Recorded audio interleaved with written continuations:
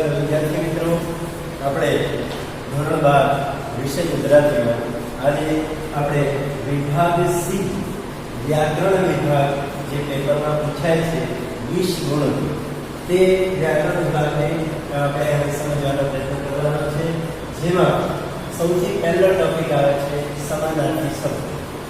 જે પ્રશ્ન નંબર 25 તમારા બોર્ડ પેપરના પ્રશ્ન ક્રમાંક નંબર 25 થી 29 સુધીના જે પ્રશ્નો આપેલા હશે એ પ્રશ્નોમાં સમાનાર્થી શબ્દો લખેલા હશે, જેના 2 ગુણ છે, જેમાં તમારે આ 5 માંથી કોઈ પણ 4 જ લખવાના છે.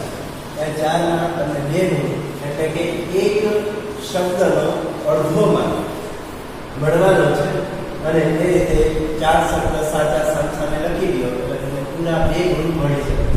અને સાવ સહેલું છે, એની સૂચના છે નીચેના સમાનાર્થી શબ્દોને સામે જોડી લખો.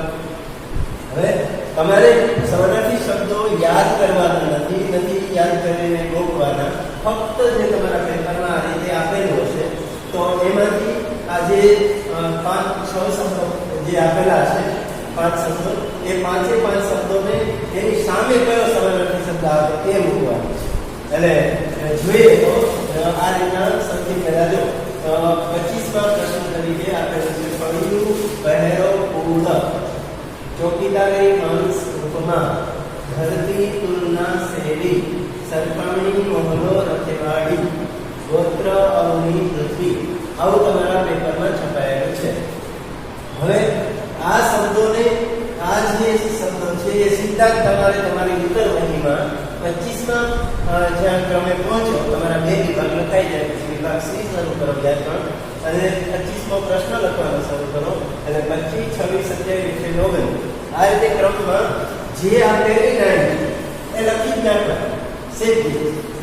અડિયું, ચોકીદારી, ધરતી, સરખામણીને ગોત્ર.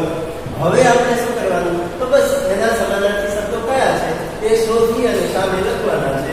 તો આ રીતના આપણે એની સામે લખશું. તો ઘડિયું આ જે 25મો શબ્દ છે એની સામે કયો આવે, આ લાઈનમાંથી શબ્દ એ જોવાનો. તો આમાંથી ઘડિયું એટલે મોહલ્લો, બીજો શબ્દ આવશે મોહલ્લો. પછી હવે ત્રીજી લાઈનમાંથી લેવાનો, ત્યાં ઘડિયાળમાં આ લાઈનમાંથી કયો શબ્દ છે, તો એમાં આવશે શેરી, એ લખી રાખવાનું શેરી. ત્યાર પછી 26મો પ્રશ્ન છે ચોકીદારી, તો એનો સમાનાર્થી શબ્દ આમાંથી કયો આવશે, તો પહેરો. બીજી લાઈનમાંથી લીધેલો શબ્દ બીજી લાઈનમાં જ લખવાનો. પછી ત્રીજી લાઈનમાંથી શબ્દ જોવાનો કે ચોકીદારીનો કયો શબ્દ આવશે, રખેવાડી. ત્યાર પછી 27મો પ્રશ્ન છે ધરતી, તો ધરતીનો સમાનાર્થી શબ્દ બીજી લાઈનમાંથી કયો છે, અવની. તો આ લખી નાખવાનું અવની. પછી ત્રીજી અરણમાંથી કયો શબ્દ ધરતીનો સમાનાર્થી છે, તો પૃથ્વી. ત્યાર પછી 28મો પ્રશ્ન છે સરખામણી, તો સરખામણીમાં બીજી હરણમાંથી કયો શબ્દ મળશે આપણને, તો તુલના. અને ત્રીજી હરણમાંથી જોઈએ તો ઉપમા. ઉપમા એટલે સરખામણી. તો અહીંયા ત્રીજી જે લાઈનનો શબ્દ હોય એ જ લાઈનમાં લખવાનો. પછી 29 જોઈએ તો ગોત્ર, તો ગોત્ર એટલે આમાંથી કયો બાકી રહ્યો, વંશ. અને ત્રીજી હરણમાં કયો બાકી શબ્દ રહ્યો, કુળ. આ રીતના તમે લખશો એટલે 5 પ્રશ્નોમાં સાચા સમાનાર્થી શબ્દ સામે લખાય. હવે ખરેખર તો હું કહું છું કે 5 જ લખવાય, એટલે આમાંથી એકાદો ક્યાં આડોવડો થાય લખાણો હોય તો આપણા 4 તો સાચા પડી જ છે, અને 4 સાચા પડે એટલે આપણને 2 માર્ક મળી છે. એટલે આ રીતના તમારે તમારા પેપરમાં છાપેલા શબ્દો છે એ છાપેલા શબ્દોને વ્યવસ્થિત ગોઠવવા. બસ આ શબ્દોને યોગ્ય જગ્યાએ ગોઠવી દો.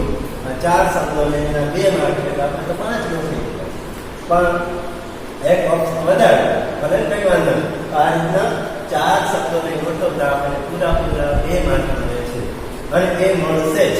તમારે પણ આ રીતે કામ કરવાનું છે. આ સિવાયના જે શબ્દો છે એની એક PDF બનાવી અને આ વિડીયોની સાથે મોકલીશ.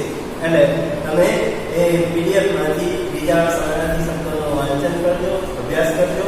તમારે વ્યાકરણ લખવામાં પહેલો ટોપિક લખજો અને આ રીતે સમાનાર્થી શબ્દો આપણે સમજવાના છે અને આ રીતે લખવાના છે અને યાદ રાખવાના છે.